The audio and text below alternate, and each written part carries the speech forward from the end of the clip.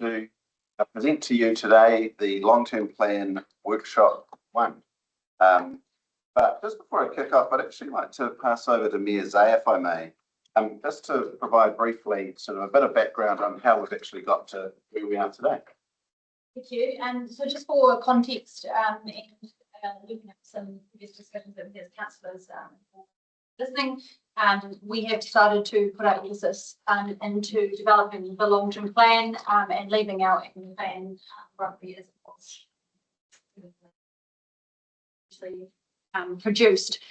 This is to make the most efficient use of the limited resources that we have at council, and also gives us the most ability to start fresh, start big, start bold, in understanding the new context that we have now.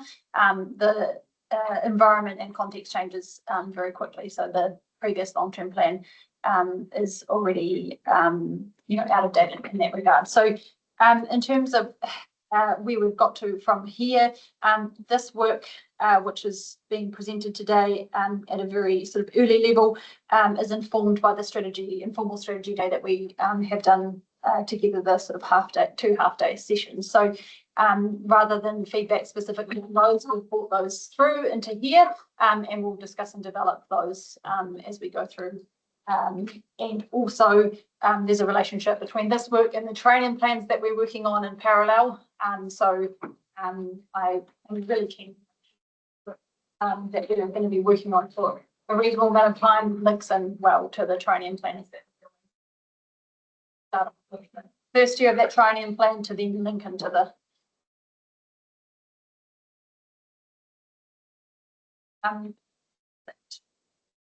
questions on that. I'll hand back over to Anna. Thank you. Thank you, Mayor Zay.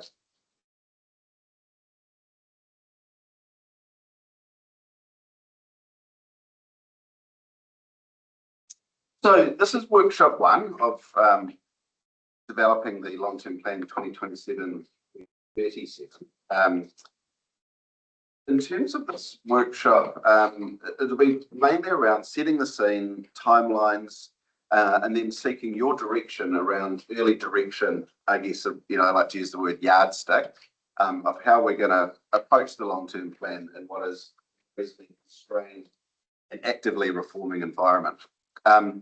Much like the other workshop items this morning, perhaps it would be good if we could maybe wait to the end of the first section for questions, and then we can cover them all off in one go. What I'm proposing today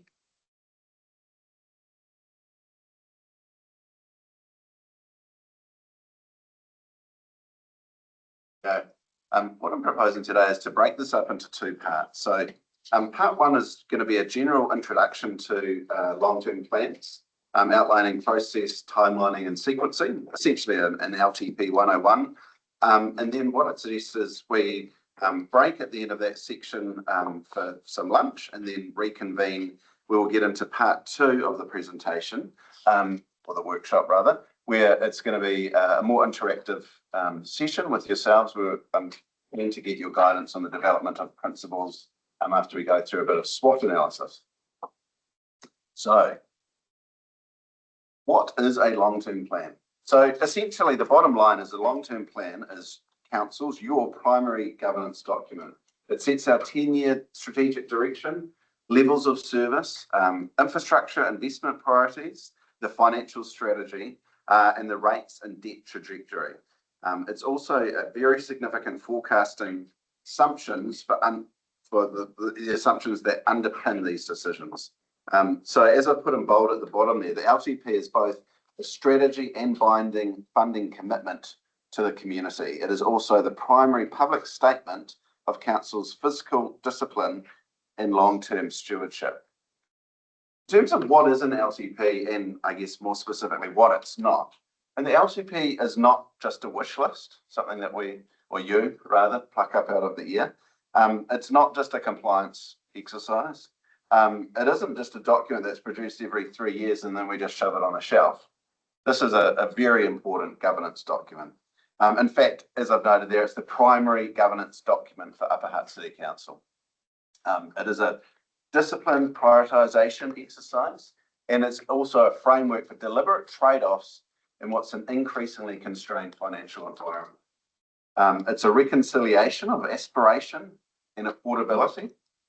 And as I've noted at the bottom there, it is a requirement that we meet legal requirements and it must be audited. So in terms of legislative requirements, I probably won't get into all of the detail here, but essentially there are a number of statutory obligations that council has regarding the development of the long-term plan. But ultimately the strategic directions is council's to determine. And the audit process also places discipline on that timing, assumption and financial projections, which absolutely influences how the LTP must be developed. On the next slide, I've gone into a little bit more detail for those people who are keen on the particular sections of the Local Government Act 2002 that relate to this. And the key significant sections like section 10 around the purpose of local government, section 14 around principles. And then what I've done at the bottom there is I've just noted, I mean, just bearing in mind, and I know you're all acutely aware of this, is that we're working in a very interesting time. There's a lot of reform either underway or proposed to get underway.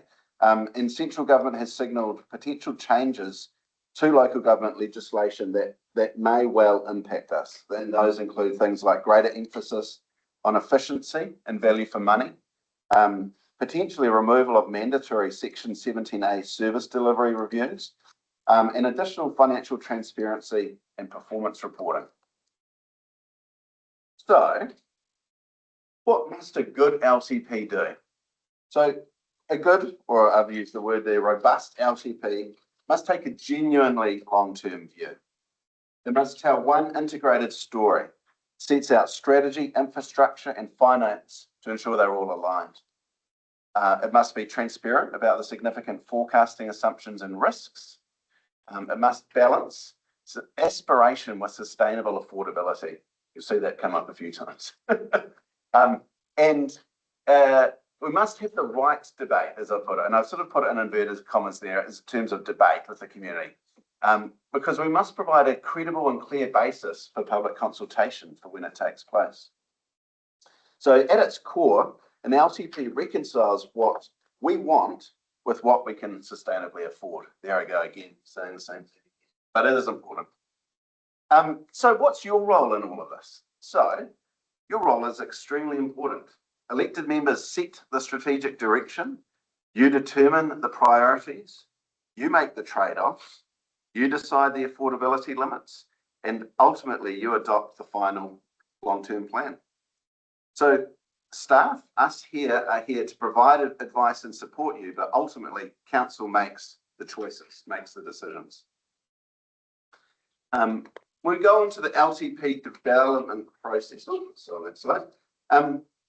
The LTPs are developed through a very structured process that links strategy, activity, and infrastructure planning and financial decisions. What I've got on the next page is a diagram, and I've actually printed it out, or Harmon's kindly printed it out on A3 because it is quite small, that we can pass around to you as well as a takeaway. But essentially, it is a very robust and deliberate process of how we go about developing the LTP. And through doing that, the process ensures strategy, activities, infrastructure, and financial decisions are integrated. So this process diagram is hot off the press. It's supplied to all councils in New Zealand through our support mechanisms. And basically, I've put it there, and I do have a handout here for you, just to show that it's a very deliberate and structured process. In fact, we started kicking things off at the end of last year, just in terms of preliminary planning and project planning for this work. And now today is where we really kick into gear with yourselves. So speaking of the timeline, so if we look at what we're setting out here to take place at a high level over 2026, 2027, first up in 2026 is governance, direction, setting and principles. So that's what we're going to cover off in the second part of the workshop today. Another important early part of the puzzle is the environmental scan. We're actually out to market at the moment, seeking offers of service for that, so that we can get the work back to report to you probably at the next workshop session even that we have with you on this. Review of assumptions, Then strategy and policies review and refinement, and that's where we include things like the financial and infrastructure aspects. So by late 2026, the key components of the draft LTP we intend to have developed and confirmed. And by doing that, that will allow us to undertake public consultation in the early part of 2027. So that's our goal. Then in 2027, what we'd like to look to come back after the Christmas holiday is to look towards the audited consultation document, then go out and undertake significant public consultation. Following the significant public consultation will be hearings, and then following the hearings, deliberations, and then ultimately the deadline for adoption is the 30th of June 2027. So as I put at the bottom there, the decisions that you make now shape what we're going to consult on in 2027.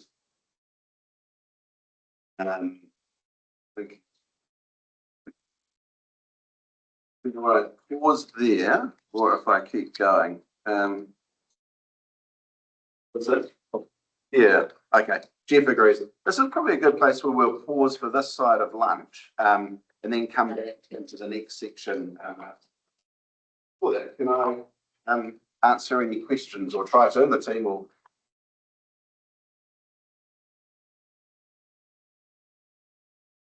Here's that. Forming this up as a question because at the moment it's an observation, but we had a risk and assurance meeting very recently, and our discussions around the LTP assumptions have since changed since that we discussed those LTP assumptions from the last LTP because the world is changing very rapidly. I guess my question is, how do we mitigate the severe degree of change that's so frequent when we're in these long, hard processes in terms of, we're talking about starting funding and our first major opportunity to start funding projects is 2027. I guess the question is, how are we going to, is there any way we can make this process slightly more flexible for the rapidly changing environment? I mean, it's funny you say that, Meza. When this slide after lunch, I just wrote on it, Iran conflict, because it's something that's happening right now in terms of what the impacts will have on fuel prices, freight and inflation. But Jeff, do you have a view on it? Yeah, look, I mean, we are going through a period of change, and the government has done that periodically past. Some of those changes are to the structure of local government. Those ones tend to be reasonably clearly signalled, so you can anticipate what it is you're going to do. What is more problematic are the external shocks and changes that we get. You don't have to think back very far to March 2020, pandemic. None of us foresaw that. We then developed our next LTP, and what was the financial environment at that time. There was all sorts of talk about stimulating the economy. Things got going. We overheated it. And then inflation kicked in and became our next worst enemy. Now we have issues in relation to things like fuel supply. You cannot get it absolutely right. You never will. I remember one of Peter Kelly's favourite sayings: a plan is always good to get you to the start. But a good plan acknowledges that things are going to change and you're going to have to be flexible once you start implementing it. Thank you, answer by state chair. So, look, I mean, you can only, this document can only really reflect what you know at the time you do it. What's more important is how you respond to the changes when they come before you. And they will inevitably. I can't remember one LTP in the last 10 years that ended up being delivered the way everybody thought it was going to be, because things just come out of left field all the time. But as I say, the real test is not the plan, it's how you respond to change. Any other questions? Obviously, we'll have there's more opportunity after lunch to ask questions if you want to ponder it over a sandwich. Just before we break, if anyone did want to look ahead and do some thinking, if you're a think alone kind of person, we are going to get to operating environment SWOT discussion, this slide here, if you want to do some thinking in your notes over the break. Is that one? Yeah, that's good. In fact, what I'll do is I'll give you a handout just to start sharpening your thinking as well. Awesome. Should we break for lunch? Perfect. Thank you. Thank you.